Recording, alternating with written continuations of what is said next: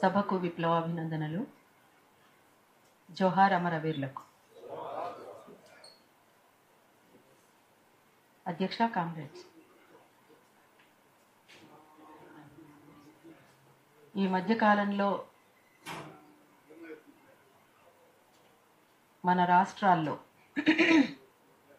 చోటు చేసుకున్నటువంటి పరిణామాలపైన జరుగుతున్నటువంటి సభ.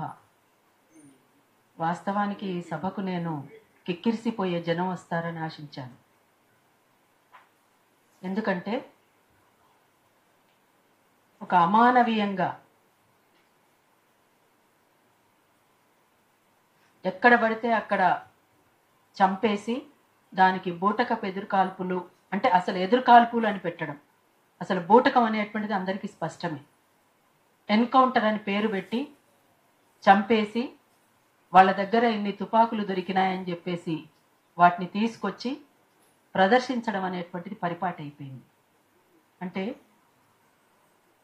ఇది మా హక్కు, మేము ప్రశ్నిస్తామని హక్కులు కోరాల్సినటువంటి సమయంలో, అడగాల్సినటువంటి మా హక్కులు మాకున్నాయని ప్రశ్నించాల్సినటువంటి సమయంలో రక్షణ కోరే పరిస్థితులు ఇవాళ సమాజంలో నెలకొన్నాయి. రాజ్యాంగబద్ధంగా పరిపాలన కొనసాగించాల్సినటువంటి ప్రభుత్వాలు రాజ్యాంగాన్ని పక్కన పెట్టి, అసలు మన దేశమే లౌకిక ప్రజాస్వామిక దేశం అని చెప్పేసి చెప్తారు. మరి ఆ ప్రజాస్వామ్యం ఎక్కడుందో, ఎట్లా ఉంటుందో అనేటువంటిదే ఇప్పుడు ఒక పెద్ద ప్రశ్న మన ముందు. నిజానికి ప్రజాస్వామ్యం అనేటువంటిదే ఉంటే మనకు ప్రశ్నించే హక్కు ఉండాలి, మాట్లాడే హక్కు ఉండాలి, అడిగే హక్కు ఉండాలి. కానీ అసలు ఇదేది కూడా మాట్లాడడానికి వీల్లేదు అనేటువంటిది, ఎవరు మాట్లాడినా ఇదే సమాధానం మా నిండి వస్తుంది అని చెప్పేసి చెప్పకనే చెప్తున్నటువంటి పరిస్థితులు దేశ పాలకులు కొనసాగిస్తున్నటువంటి తీరు ఇవాళ మనం చూస్తా ఉన్నాం. అసలు ఒక మనిషి ప్రాణానికి డెడ్ లైన్ పెట్టడం ఏమిటి? ఎప్పుడైనా మనం విన్నామా ఇది? ఫలానా సంవత్సరం, ఫలానా నెల, ఫలానా తేదీ, దీని వరకల్లా మీరెవ్వరూ కూడా ఉండడానికి వీల్లేదు, మేము చంపేస్తాం, నిర్మూలిస్తాం, మీరెవరు కూడా ఉండడానికి వీల్లేదు అంటే ఈ దేశం నాది, ఈ అడవులు మావి, ఈ దేశంలో ఉన్నటువంటి సంపద ఈ దేశ ప్రజలకే చెందాలి అనేటువంటి వాళ్ళు నిజమైనటువంటి దేశభక్తులు. ఈ దేశం అనుకోవడమే తప్ప, ఈ దేశ ప్రజలు నా వాళ్ళు అనుకోవడమే తప్ప, ఈ అడవి నాది అనుకోవడం తప్ప, ఈ అడవి సంపద ఆదివాసీ బిడ్డలకి చెందాలి అనుకోవడం తప్ప. అంటే చరిత్రలో అల్లూరి సీతారామరాజు చేసిన పోరాటం తప్పేనా? కుమ్రం భీం రామ్జీ గోండు చేసింది తప్పేనా? సమ్మక్క సారక్కల వరకు చేసినటువంటి పోరాటం తప్పేనా? ఇవాళ ఒక రామ్జీ గోండు లాగా, ఒక కుమ్రం భీం లాగా, ఒక అల్లూరి సీతారామరాజు లాగా ఇవాళ హిడ్మా అందరి మనసుల్లో చోటు చేసుకున్నాడు.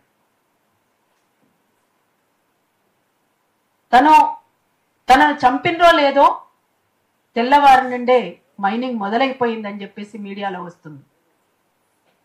ఇవాళనే న్యూస్ చూసాం, రఘు ఛానల్లో చూసాం. అది కొత్త రోడ్డు కంకర పోసి రోడ్డు తయారు చేస్తూనే ఉన్నారు.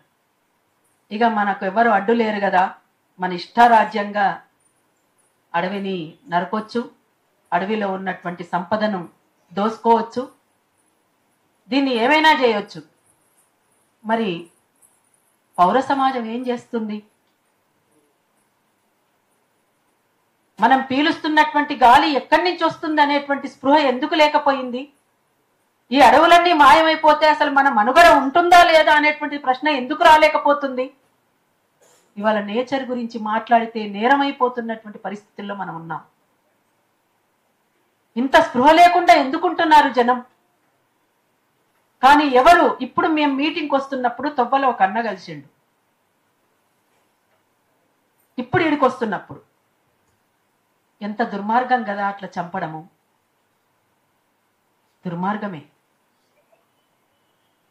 దుర్మార్గం అని మనసులో ఉన్నటువంటి వాళ్ళంతా మనసులో పెట్టుకోకుండా రోడ్ల మీదకి రావాలని అందరికీ విజ్ఞప్తి చేస్తున్నా నేను.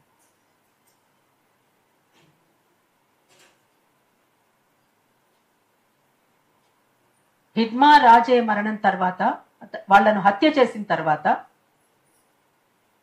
వాళ్ళని తీసుకుపోతున్నప్పుడు తండోపతండాలుగా ఆదివాసీలంతా కూడా కదిలి ముందుకు సాగుతున్నటువంటి సందర్భంలో ఆ తల్లి నిర్వేదంగా అట్లా నడిచిపోతూ ఉంది.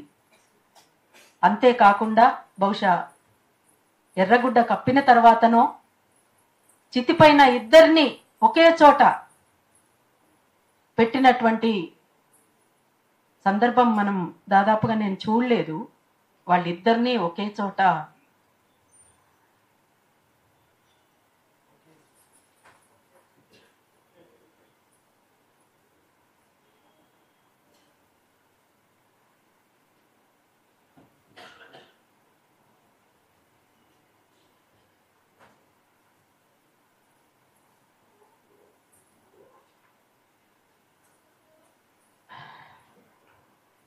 ఆ తల్లి గుడ్డను సవరిస్తుంది ఇట్లా. నిజానికి మనిషి అనుకున్న వాళ్ళు ఎవరైనా చూస్తే మనసు స్పందించకుండా ఉండదు.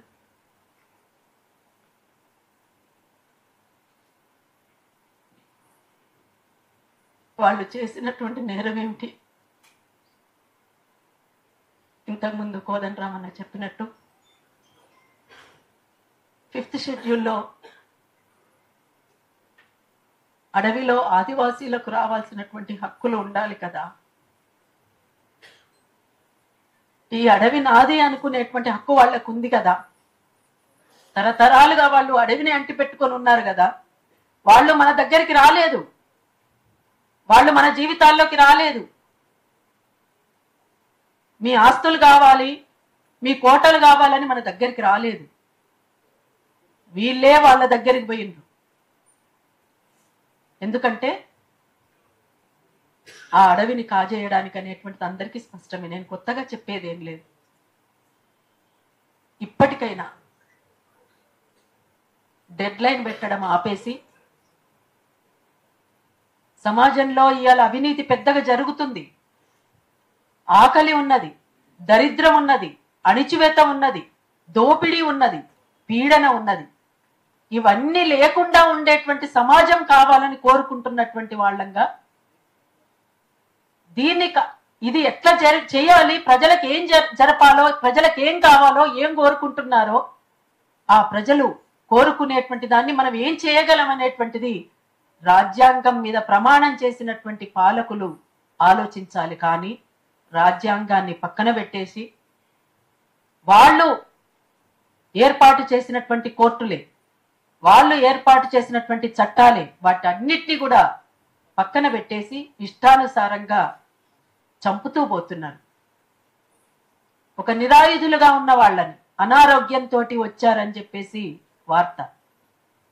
అనారోగ్యంతో ఉన్న వాళ్ళ చేతుల్లో ఆయుధం ఉంటుందా?